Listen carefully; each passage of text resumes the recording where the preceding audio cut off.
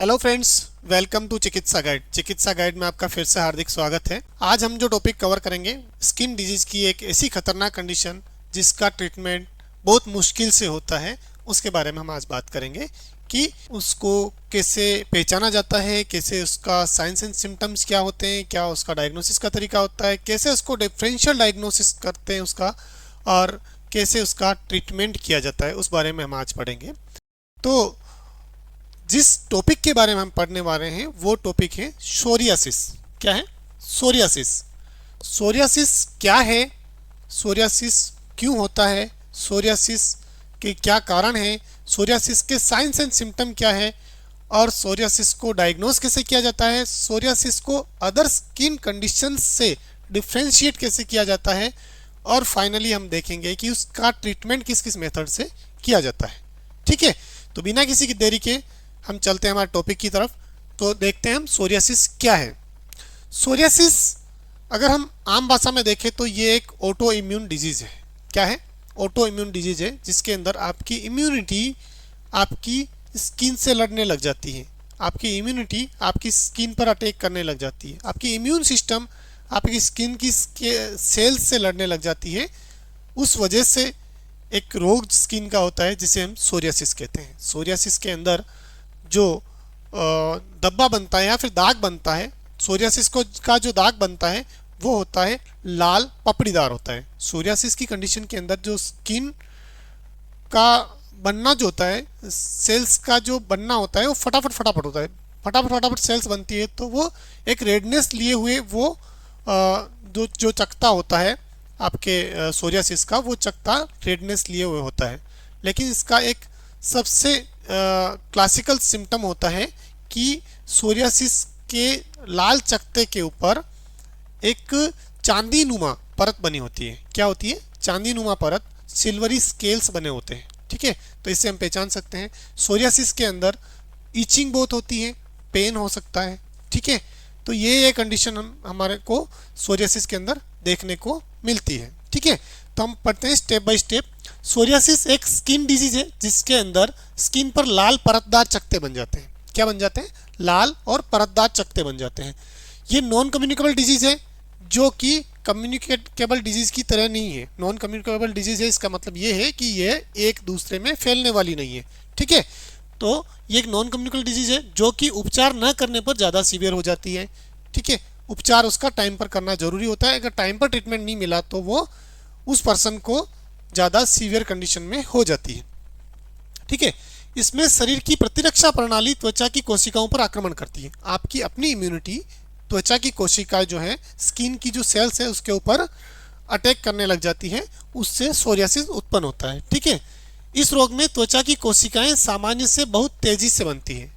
Normal जो skin जो sales आपके बनने का जो पैटर्न होता है उससे ज़्यादा फास्ट बनती है और उसी वजह से वो लाल दिखती है। ठीक है, परिणाम स्वरूप त्वचा पर लाल रंग की पपड़ीदार स्केली मोटी परतें बन जाती है।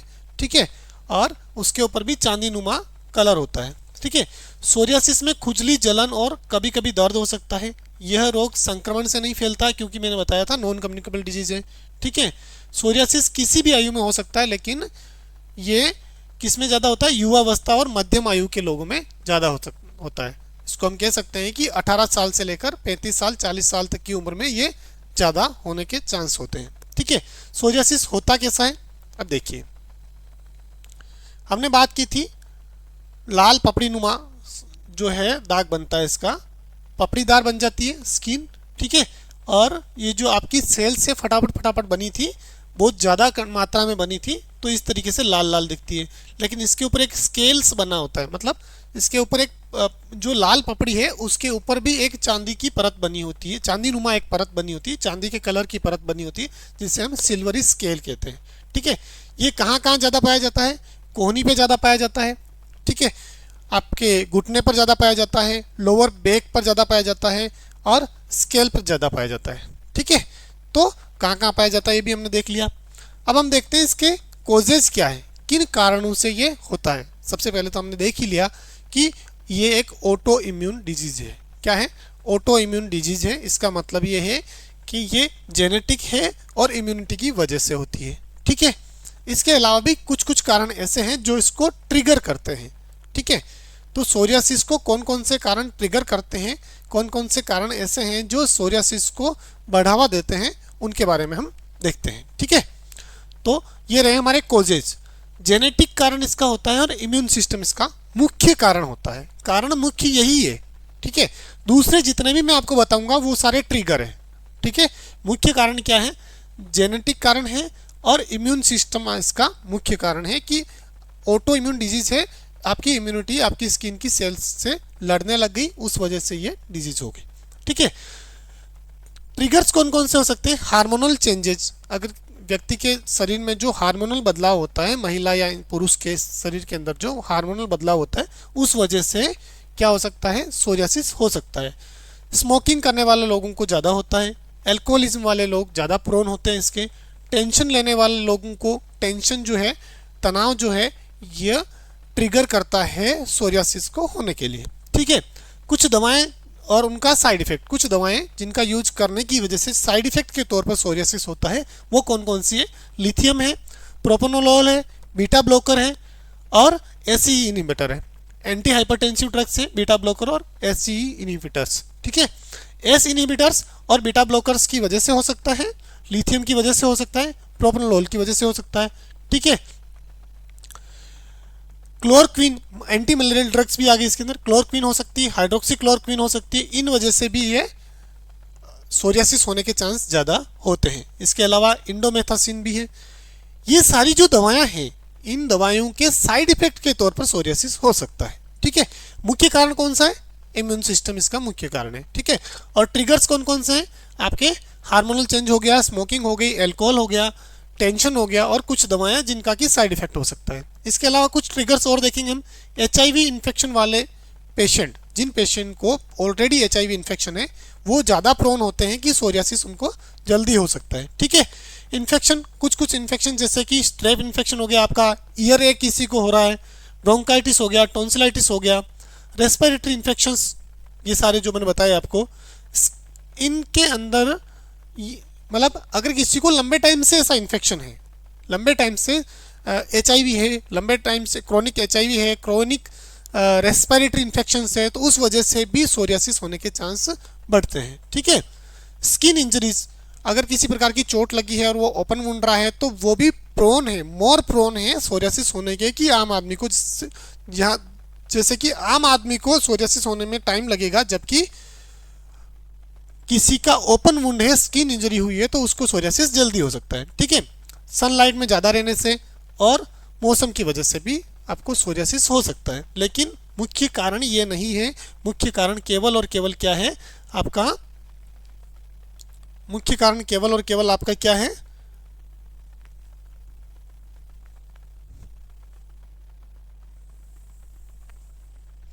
मुख्य कारण केवल और केवल आपका क्या है, जीन्स है और इम्यून सिस्टम है। क्या है, जीन्स है और इम्यून सिस्टम है, क्योंकि ये क्या है, ये क्या है,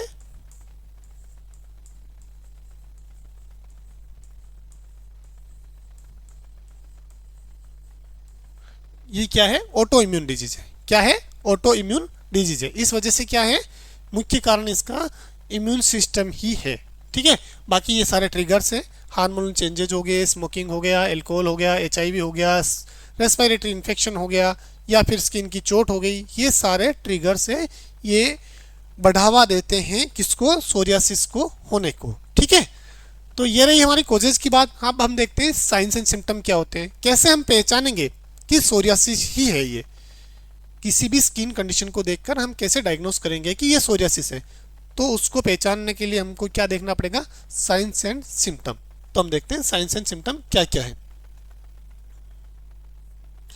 साइंस एंड सिम्टम की हम बात करें तो जैसा कि हम पहले देख चुके हैं कि खुजली चलती है, पेन होता है। ठीक है, तो इची और पेनफुल स्किन होती है जिसमें दरार या खरोंच आ सकती है। इची और पेनफुल स्किन होती है जिसके अंदर खुजली चलती है और उसके अंदर दर्द होता है। ठीक है, लाल पपड़ीदार चमड़ी है, ये भी हम पहले पढ़ चुके हैं। ठीक है, उसके ऊपर स्केल है, ये भी हम पढ़ चुके हैं। स्केल को जब हम हटाएंगे तो उससे ब्लीडिंग हो सकती है, पिन पॉइंट ब्लीडिंग हो सकती है, ये भी इसका एक क्लासिकल साइन है। इसका क्या क्लासिकल साइन है कि जब भी आप सिल्वरी स्केल को हटाओगे, सिल्वर स्केल को हटाते ही पिन पॉइंट ब्लीडिंग होती है, वो एक इसका क्लासिकल साइन है। ठीक है, खरोच वाले एरिया में ब्लीडिंग हो सकती है, रेड है, स्वेलिंग होती है स्किन के अंदर, और चकते या पेज बन जाते हैं, अक्सर लूज होते हैं, सिल्वरी कलर के होते हैं, सिल्वरी कलर की पपड़ी से ढके होते हैं, रेड होते हैं, क्या होते हैं चकते, रेड होते हैं और सिल्वरी कलर की पपड़ी से ढके होते हैं, ये हमने पढ़ लिया था।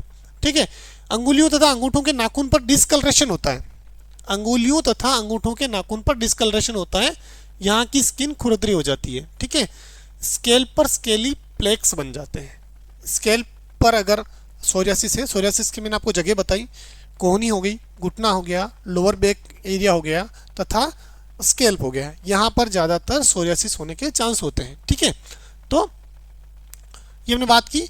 स्केल्प पर जो स्केली प्लेक्स बनते हैं, स्केल्प के ऊपर अगर सोरियासिस है तो स्केल्प के ऊपर क्या होता है, स्केली प्लेक्स बनते हैं। ठीक है, क्या बनते हैं, स्केली प्लेक्स बनते हैं।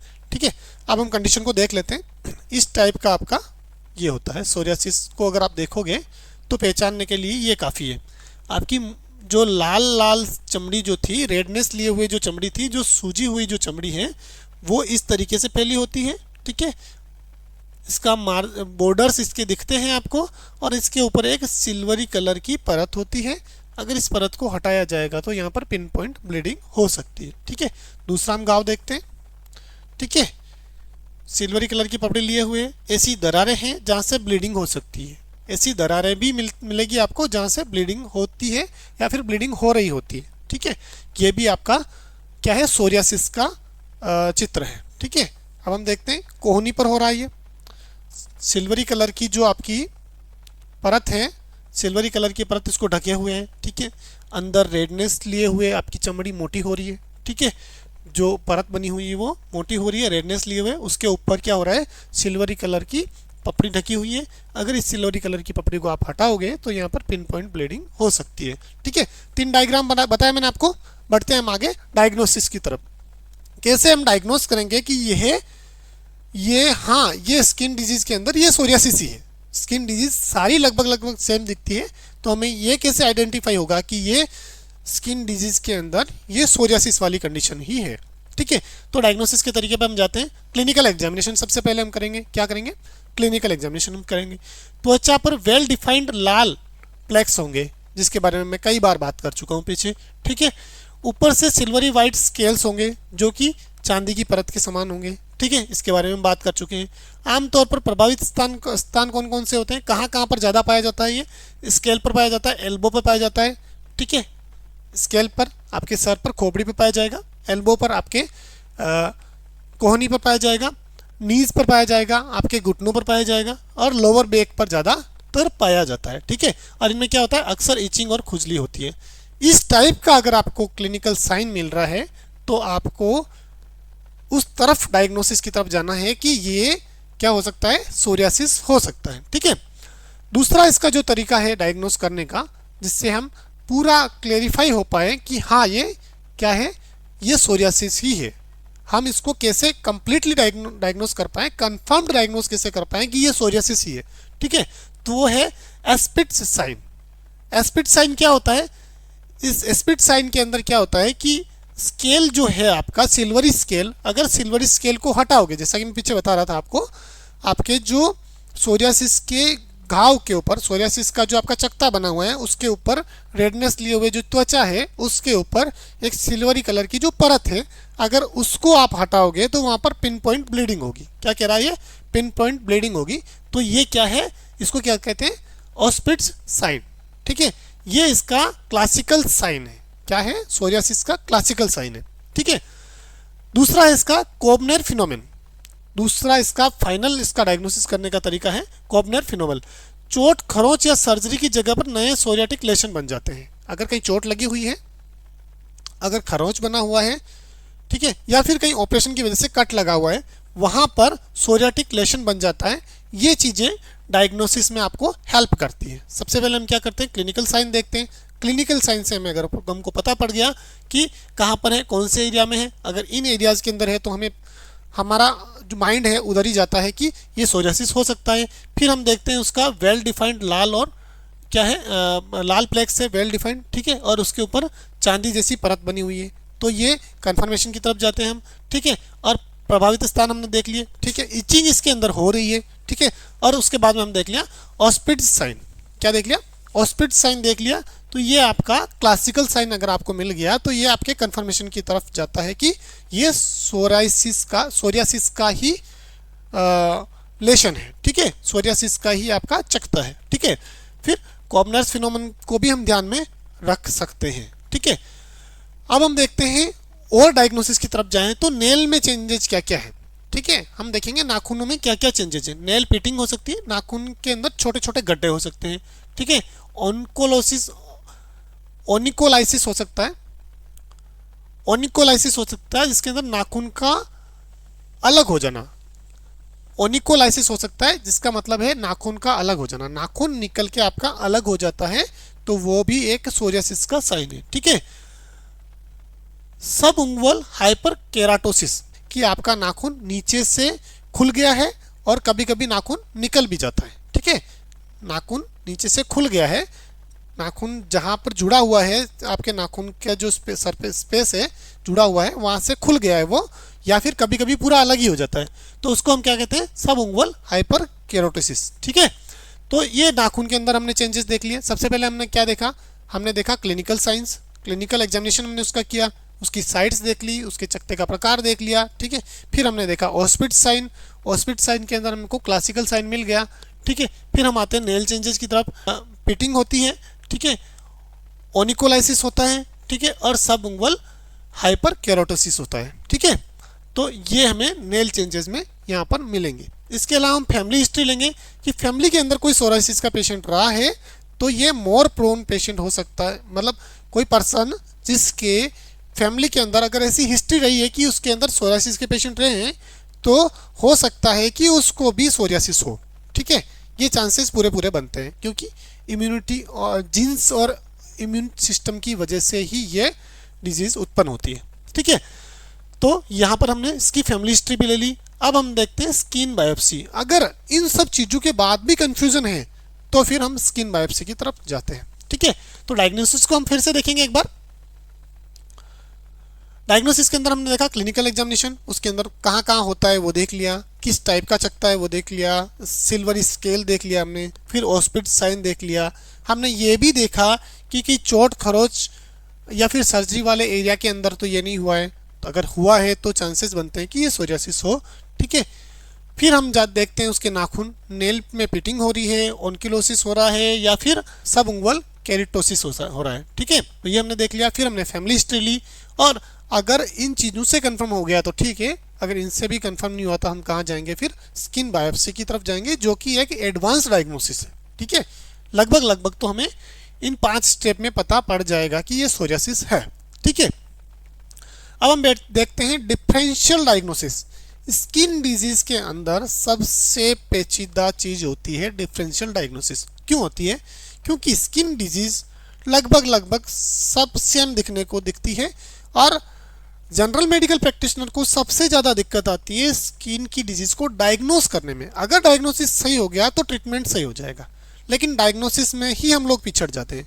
तो यहाँ पर मैं कुछ मोटी मोटी चीज़ों से इसको डिफरेंशियल डायग्नोसिस बनाकर बताऊंगा कि ये सोरियासिस को आप कैसे पहचानें। डिफरेंशियल डायग्नोसिस की हम बात कर रहे थे, तो डिफरेंशियल डायग्नोसिस में हमें देखना है कि स्किन लेशन देखकर सोरियासिस और दूसरी स्किन डिजीज में अंतर कैसे करें। स्किन लेशंस को देखकर सोरियासिस और अदर स्किन डिजीज है उसके अंदर हम अंतर कैसे पता करें। देखते हैं सबसे पहले सेब्रोइक डर्मेटाइटिस। सेब्रोइक डर्मेटाइटिस का दाग कुछ ऐसा दिखता है। कैसा दिखता है? कुछ ऐसा दिखता है। सेब्रोइक डर्मेटाइटिस का दाग कुछ ऐसा दिखता है, ठीक है। उसके अंदर क्या होता है? ग्रीसी और येलोइश स्केन होते हैं, ठीक है। ग्रीसी और येलोइश स्केल होते हैं, ठीक है। दूसरा क्या होता है? मेनली स्केल्प पे पाया जाता है, खोपड़ी में पाया जाता है, फेस पर पाया जाता है जैसा कि यहाँ दिखाया गया है, और नेजोलेबियल फोल्ड्स पर पाया जाता है। नेजोलेबियल फोल्ड्स किसको कहते हैं? ये नेजोलेबियल फोल्ड्स है। ये क्या है? नेजोलेबियल फोल्ड्स है। नाक और आपके होठ के बीच में कुछ सिलवटें बन जाती है, उन सिलवटों के अंदर ये ज़्यादा देखने को मिलता है, ठीक है। मेनली स्केल्प, फेस और नेजोलेबियल फोल्ड्स पर ये देखने को मिलता है। लेकिन सोरियासिस में ऐसा नहीं होता है। कैसा डिफरेंट करेंगे? सोरियासिस में ऐसा नहीं होता है। सोरियासिस में क्या होता है? थिक और सिल्वरी स्केल होते हैं, जबकि इसमें सोरियासिस की तरह थिक और सिल्वरी स्केल नहीं देखने को मिलते हैं। यहाँ पर कहीं आपको थिक स्केल देखने को मिल रहा है क्या, सिल्वरी स्केल देखने को मिल रहा है क्या? कहीं भी नहीं है ना। ये आपको ग्रीसी और येलोइश देखने को मिल रहा है, फेस पर मिल रहा है। वापस इसका जो जगह है वो है फेस है, आपका नेजोलेबियल फोल्ड्स है और स्केल्प है। ठीक है, स्केल पर सोरियासिस हो सकता है लेकिन सोरियासिस फेस पर कम देखने को मिलता है। ठीक है, तो यहाँ पर ये आप डिफरेंट कर सकते हो क्योंकि इसके अंदर वाइट सिल्वरी वो नहीं है, आपका स्केल नहीं है, और ये क्या है, कैसा दिख रहा है, येलोइश दिख रहा है। ठीक है, और ग्रीसी दिख रहा है और फेस के ऊपर है। तो यहाँ पर आप डिफरेंट कर सकते हो उसको, क्योंकि सोरियासिस का जो लेशन होगा वो कैसा होगा, ऐसा होगा, थिक और सिल्वरी स्केल होगा। कंफर्म है। अब हम बढ़ते हैं दूसरी कंडीशन की तरफ, टीनिया कॉर्पोरिस फंगल इन्फेक्शन जिसको हम कहते हैं, टीनिया कॉर्पोरिस। ठीक है, टीनिया कॉर्पोरिस और सोरियासिस इन दोनों को कैसे डिफरेंशिएट करेंगे। ठीक है, टीनिया कॉर्पोरिस के अंदर क्या होता है, रिंग शेप्ड लेशन होता है। क्या होता है, रिंग शेप्ड लेशन होता है, जो कि बीच से वेल डिफाइंड होता है। सेंट्रल क्लियरिंग होती है इसके अंदर, क्या होती है, सेंट्रल क्लियरिंग होती है। और KOH टेस्ट जो है पॉजिटिव पाया जाता है। अगर इसके अंदर KOH टेस्ट अगर हमने किया तो ये पॉजिटिव पाया जाएगा। क्या पाया जाएगा, पॉजिटिव पाया जाएगा। ठीक है, जबकि सोरियासिस के अंदर ये नहीं होता है, उसके अंदर फंगल एलिमेंट्स नहीं देखने को मिलते हैं। ठीक है, इस तरीके का मार्जिन नहीं होता है, ये आपका रिंग शेप में नहीं होता है। ठीक है, तो यहाँ पर हम डिफ्रेंशिएट कर सकते हैं कि ये फंगल है और ये सोरियासिस नहीं है। ठीक है, तीसरा हमारा कंडीशन है लाइचन प्लेनस। क्या है, लाइचन प्लेनस। लाइचन प्लेनस के अंदर क्या होता है, purple polygonal flat topped papules पाए जाते हैं। क्या पाए जाते हैं, purple polygonal flat topped papules पाए जाते हैं। ठीक है, ये देखिए इसके अंदर लेशन जो है आपको पर्पल कलर के दिख रहे हैं। ठीक है, फ्लैट दिख रहे हैं, ये उभरे हुए नहीं है। ठीक है, स्केल्स तो इसके अंदर दिख रहे हैं लेकिन उसके अंदर क्या होता है, आपका सोरियासिस के अंदर रेड कलर के होते हैं। क्या होते हैं, रेड कलर के होते हैं। तो यहाँ पर ये डिफ्रेंशिएट करता है। ठीक है, ये डिफ्रेंशिएट करता है। सीवियर इचिंग इसके अंदर होती है लाइकन प्लेनस के अंदर। ठीक है, तो हम देख लेते हैं लाइकन प्लेनस। लाइकन प्लेनस के अंदर पर्पल पॉलीगोनल और फ्लैट टॉपर्ड पेपुल्स पाए जाते हैं। पेपुल्स कौन से पाए जाते हैं, पेपुल्स कौन से पाए जाते हैं, पर्पल कलर के, पॉलीगोनल और फ्लैट पाए जाते हैं। ठीक है, और उसके अंदर क्या होता है, आपके सोरियासिस के अंदर उभरे हुए होते हैं। ठीक है, वाइट सिल्वरी वो होता है, आपका स्केल उसके अंदर पाया जाता है ऊपर की तरफ, और वो रेड कलर के होते हैं, लालिमा लिए हुए होते हैं, ये होते हैं पर्पल कलर के। ठीक है, तो यहाँ पर हम डिफ्रेंशिएट कर सकते हैं। सीवियर इचिंग इसके अंदर होती है और विकाम स्ट्राई इसके अंदर प्रेजेंट होते हैं, जो कि सोरियासिस के अंदर नहीं होते। सोरियासिस का लेशन जो होता है लाल होता है और स्केली होता है। ठीक है, वो क्या होता है, पर्पल नहीं होता है। क्लियर है। तो यहाँ पर हमने तीन कंडीशन को देखा, जो कौन कौन सी थी, number 1 seborrheic dermatitis, number 2 tinea corporis और number 3 lichen planus. Lichen planus तक हमने देखा कि कैसे हम डिफरेंशियल डायग्नोसिस बना सकते हैं। अब हम देखते हैं क्रोनिक एक्जिमा। एक्जिमा के अंदर क्या होता है, पुअरली डिफाइंड मार्जिन्स होते हैं। इसके अंदर मार्जिन्स जो है पुअरली डिफाइंड होते हैं, जबकि सोरियासिस के अंदर क्या होता है, मार्जिन्स वेल डिफाइंड होते हैं। ठीक है, ऊजिंग और क्रशिंग की हिस्ट्री होती है इसके अंदर, ऊजिंग और क्रस्टिंग इसके अंदर हो सकती है आपके क्रोनिक एक्जिमा के अंदर, जबकि सोरियासिस के अंदर ऐसा नहीं होता है, क्रशिंग नहीं होती है। ठीक है, सोरियासिस में मार्जिन्स शार्पली डीमार्केटेड होते हैं। आपका सोरियासिस जो है उसके अंदर मार्जिन्स कैसे होते हैं, शार्पली डीमार्केटेड होते हैं, जबकि उसके अंदर पुअरली डिफाइंड मार्जिन्स है।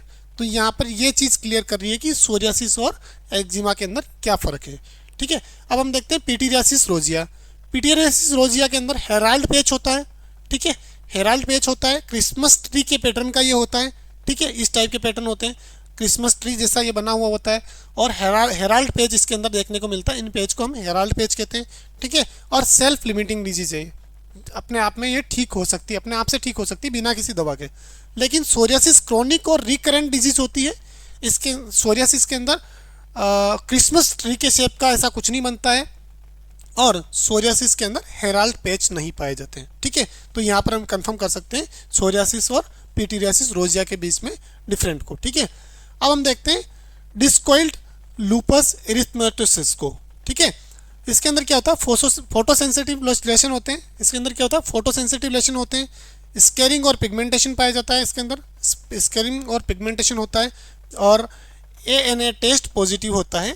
और ये तीनों चीज़ें आपके किस में नहीं होती हैं, सोरियासिस के अंदर नहीं होती। ये तीनों चीज़ें किसमें नहीं होती है, सोरियासिस के अंदर नहीं होती है। ठीक है, तो यहाँ पर हमारा डायग्नोसिस कंफर्म हो जाता है। डिफरेंशियल डायग्नोसिस के अंदर हम कंफर्म कर लेते हैं कि हाँ ये सोरियासिस है। ठीक है, अब हम बात करते हैं ट्रीटमेंट की। ट्रीटमेंट मेनली कुछ पार्ट्स में इसका होता है। ट्रीटमेंट जो है, अगर माइल्ड सोरियासिस है, क्या है, माइल्ड सोरियासिस अगर है, अगर माइल्ड सोरियासिस है, क्या है, अगर माइल्ड सोरियासिस है, हल्का सोरियासिस है, तो हम क्या करेंगे, टॉपिकल ट्रीटमेंट देंगे।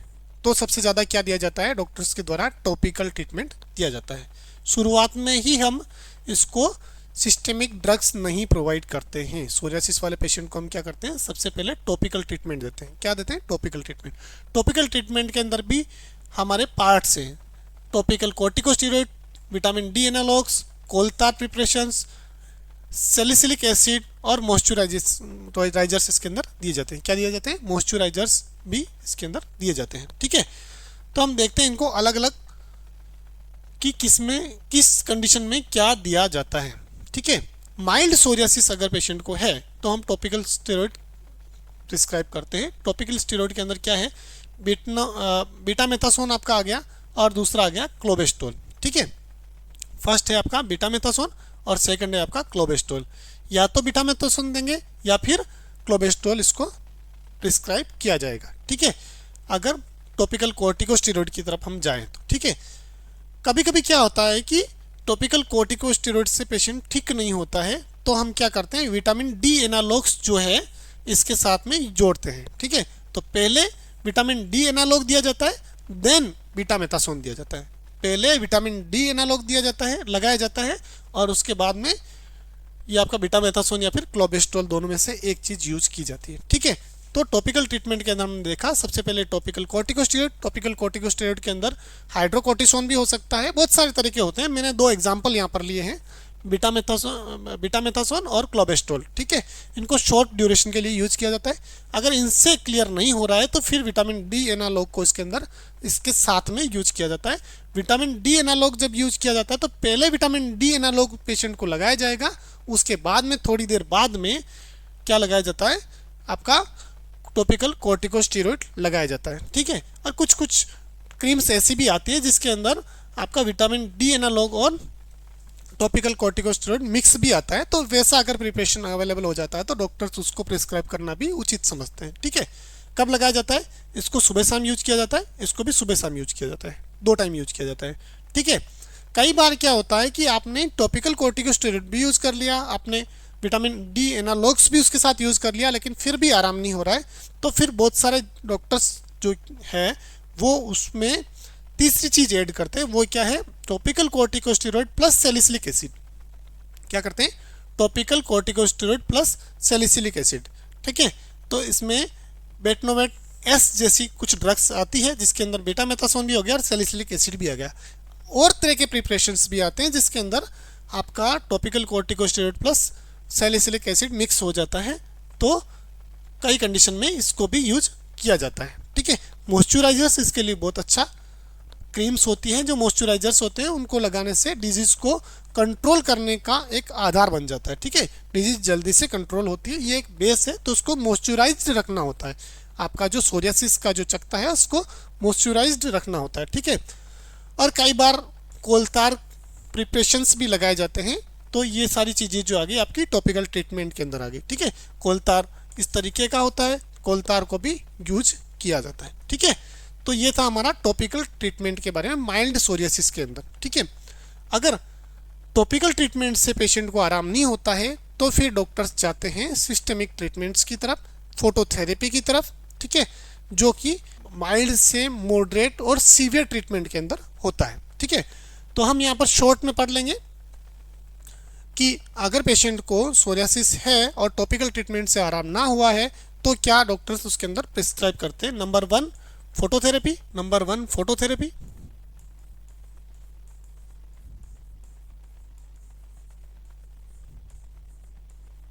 और कई बार ऐसा होता है कि फोटोथेरेपी प्लस टॉपिकल स्टेरॉइड।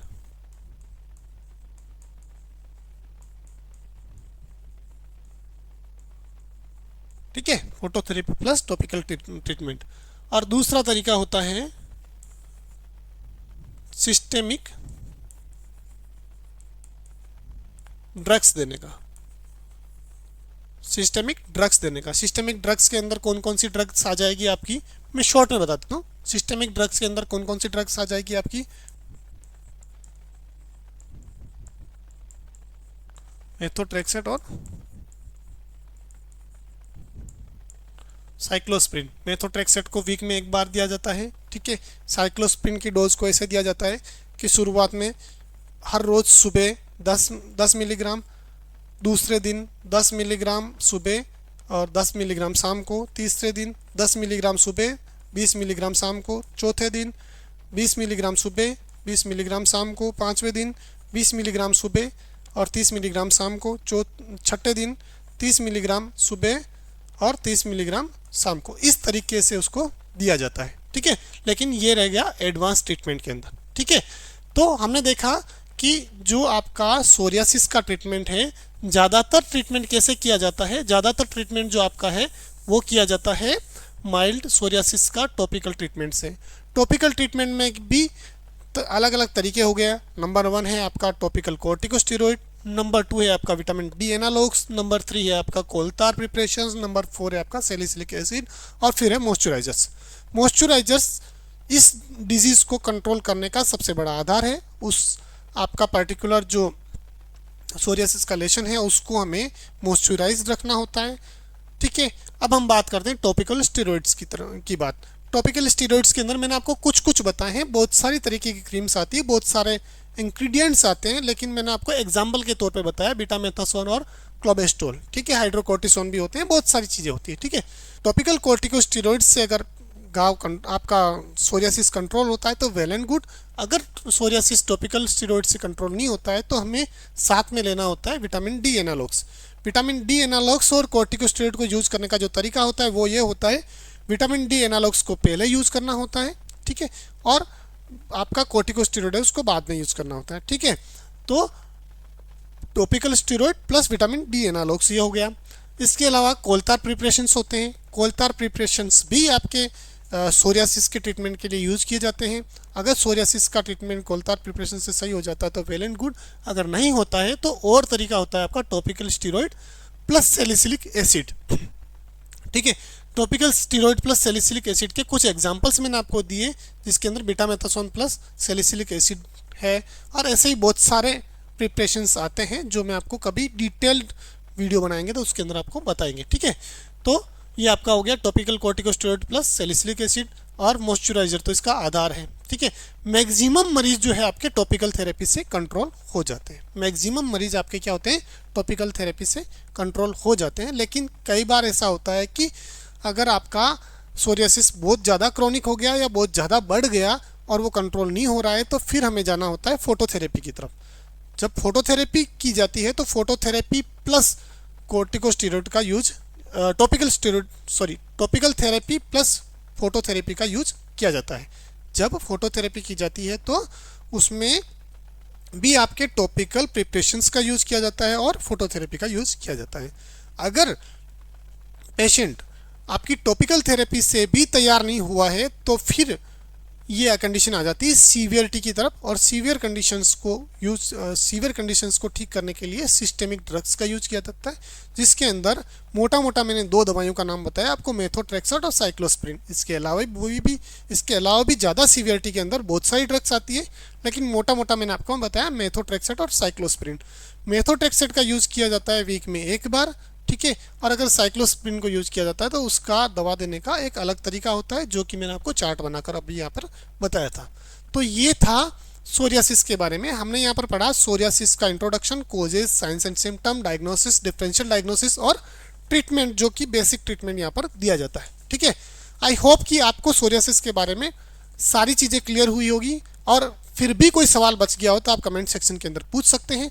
और चिकित्सा गाइड के अंदर हम बहुत सारी चीज़ें अब समय समय पर बहुत सारी चीज़ें लाने वाले हैं। चिकित्सा गाइड के प्लेटफॉर्म पर आपको बहुत अच्छे अच्छे वीडियोस मिलने वाले हैं। हम लोगों ने इसकी बहुत सारी तैयारी कर ली है, और चिकित्सा गाइड एप्लीकेशन पर भी जोरों शोरों से काम हो रहा है। बहुत सारे वीडियोज उसके अंदर आने वाले हैं, और आपके लिए चिकित्सा गाइड का जो ऐप है फुल्ली लोडेड नॉलेज से भरपूर डॉक्टर्स के द्वारा, अलग अलग स्पेशलिस्ट जो है उनके द्वारा वीडियो फॉर्मेट में सारे कोर्सेज हम अवेल कराने वाले हैं बहुत जल्दी। तो बने रहिए चिकित्सा गाइड के साथ में। बहुत सारी नई जानकारी पाने के लिए और अपडेटेड जानकारी पाने के लिए पूरे वीडियो को इतने ध्यान से, तल्लीनता से देखने के लिए आपका बहुत बहुत धन्यवाद। चिकित्सा गाइड पर बने रहने के लिए आपका बहुत बहुत धन्यवाद।